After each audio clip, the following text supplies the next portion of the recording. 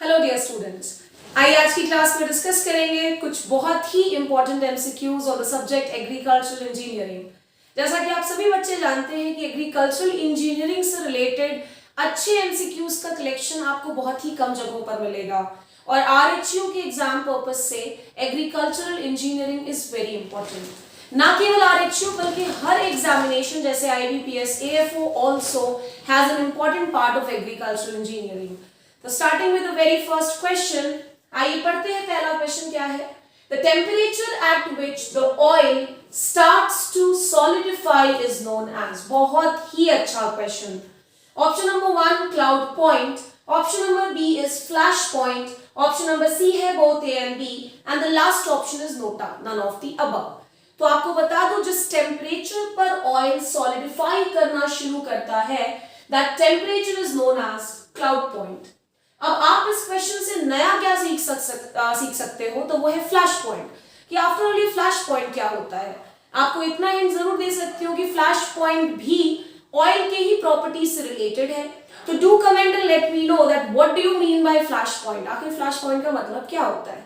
फिलहाल मैंने cloud point आप सभी को समझा दिया है, नोट डाउन कर ले और आने वाले हर अपकमिंग एग्जाम के लिए खुद को इस तरह के क्वेश्चंस के लिए तैयार भी कर ले साथ ही साथ। कमिंग टू क्वेश्चन नंबर 2, आइए पढ़ते हैं क्वेश्चन नंबर 2 में क्या है। Biodiesel is commonly produced by a reaction known as. आप अगर चेक करेंगे सीजी व्यापम आरएचयू 2017 का क्वेश्चन पेपर, तो उसमें इसी पर्टिकुलर रिएक्शन को दूसरे तरीके से घुमा करके पूछा गया था। अब इस क्वेश्चन में क्या पूछा गया है कि बायोडीजल जो है वो दिए गए रिएक्शंस में से किस रिएक्शन की मदद से प्रोड्यूस किया जाता है। Option number 1 is flashing, option number B transesterification, option number C is both A and B and the last option is all of the above. तो फिलहाल याद रख ले कि बायोडीजल का प्रोडक्शन जो होता है that is done by a reaction जिसका नाम है ट्रांस एस्टेरिफिकेशन। हिंदी मीडियम वाले जितने भी स्टूडेंट्स हैं, अगर आपको बिल्कुल ऊपर से जा रहा है कि यहाँ क्या लिखा है, तो सिंपल भाषा में बता दूं आपको कि बायोडीजल का प्रोडक्शन जो है वो एक केमिकल अभिक्रिया से होता है और इस अभिक्रिया का नाम है ट्रांस एस्टेरिफिकेशन। सिंपल लैंग्वेज में बस आपको इतना याद रखना है। Coming to question number 3, abnormal erosion is known as. एक ऐसा इरोजन जो एबनॉर्मल हो, जो नॉर्मल नहीं माना जाता है, जो बहुत ज्यादा रेट से होता है या जिसके होने का जो रेट है वो बहुत फास्ट होता है, जो बहुत ज्यादा लॉस कर देता है सॉइल को, ऐसे एबनॉर्मल इरोजन को हम क्या कहते हैं? Accelerated geological both A and be all of the above.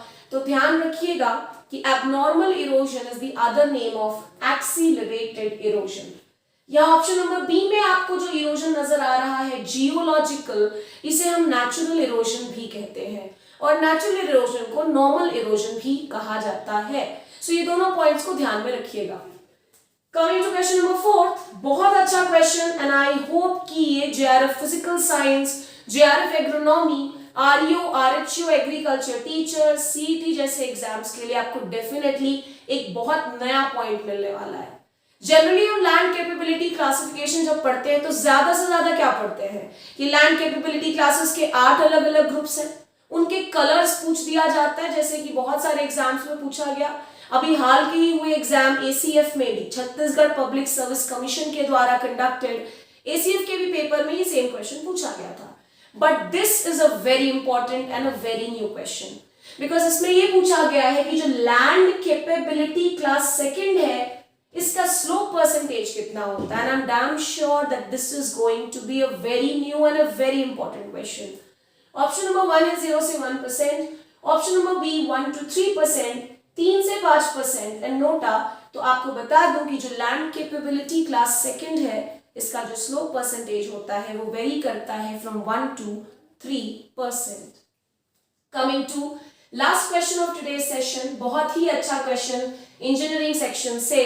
The discharge through an open channel is given by. Discharge through an open channel, एक ओपन चैनल से होने वाले पानी के डिस्चार्ज को आप किस फॉर्मूला से माप सकते हो? Manning's formula, Chezy's formula, both A and B and NOTA. तो ध्यान रखिएगा that the answer is going to be Chezy's formula. I hope आप सभी को ये पांचों एमसीक्यूज काफी इंटरेस्टिंग और नए लगे होंगे। इसी तरह से हमारे साथ जुड़े रहिए नए और इंटरेस्टिंग एमसीक्यूज को सॉल्व करने के लिए। नेक्स्ट क्लास में मिलूंगी, जल्द दिन पढ़ते रहें। Thank you so much.